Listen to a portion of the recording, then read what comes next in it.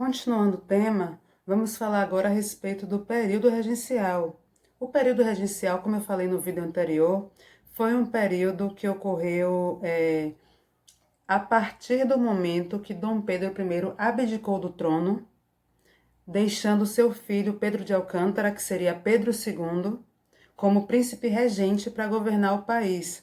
Esse período se encerrou em 1840, com o chamado golpe da maioridade, que a gente vai estudar a seguir, tá?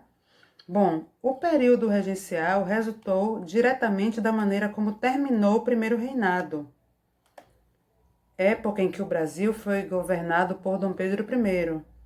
O primeiro reinado ficou marcado pelo autoritarismo do imperador e pelos crescentes confrontos entre brasileiros e portugueses.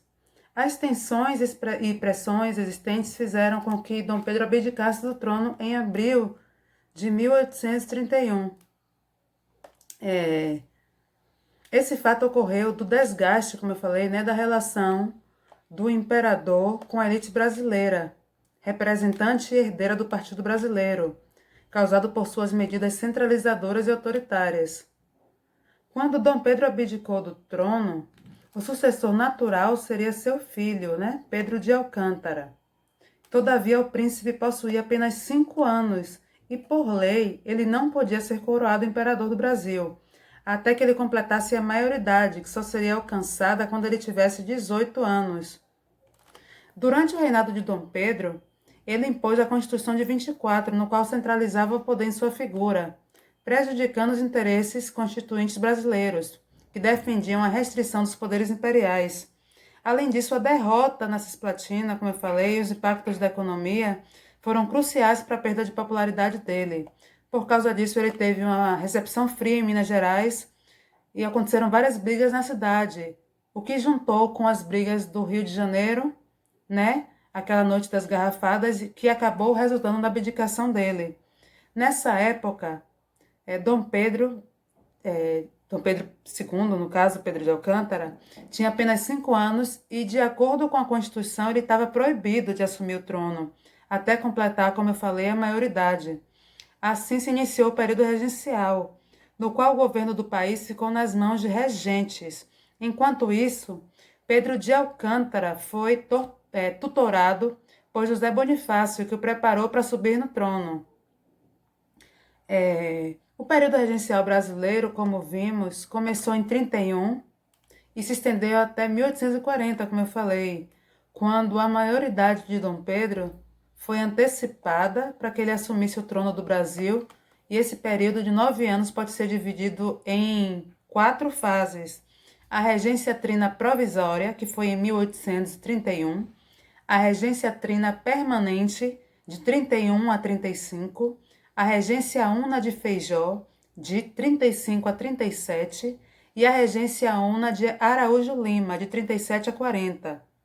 Destacou-se nesse momento a atuação de 3 grupos políticos, que ao longo da regência foram transformando-se nos 2 grupos que dividiram a política brasileira no segundo reinado. Os grupos políticos existentes no período regencial eram, primeiramente, os liberais exaltados. Eles eram defensores do federalismo, ou seja, eles defendiam que fosse concedida mais autonomia às províncias brasileiras. E, por conta disso, monarquistas e republicanos se dividiam nesse grupo. Um representante influente dos mais exaltados era Cipriano Barata. Houve também o grupo dos liberais moderados. Os liberais moderados eram monarquistas que sustentavam a coroação de Dom Pedro II. No entanto, ele defendia que os poderes do imperador deveriam ser restritos, não deveriam ser absolutos.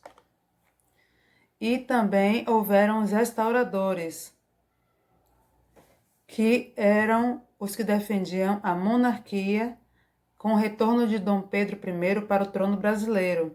Esse grupo se enfraqueceu após a morte de Dom Pedro, em 1834, e um representante desse grupo era o próprio José Bonifácio, tutor de Dom Pedro II.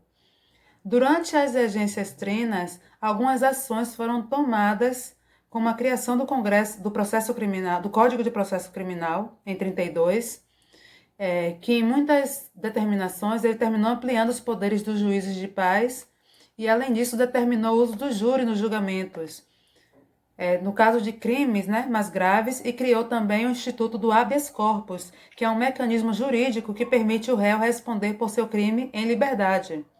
Outra ação de importância foi a criação da Guarda Nacional, em 31, que possibilitou aos cidadãos formar um corpo armado para conter os excessos governamentais e as rebeliões que pudessem acontecer naquele momento.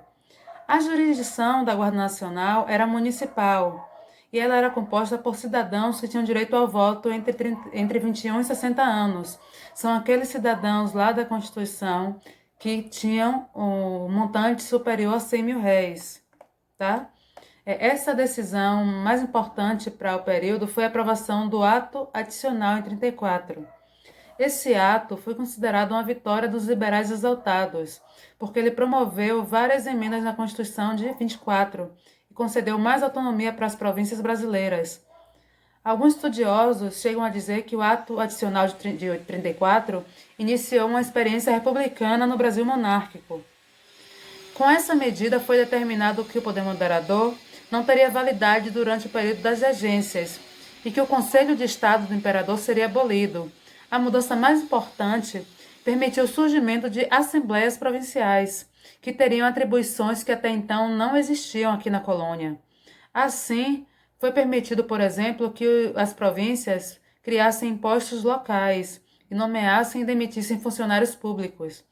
A delegação de maiores poderes para as províncias fortaleceu as disputas locais, falando no aspecto político.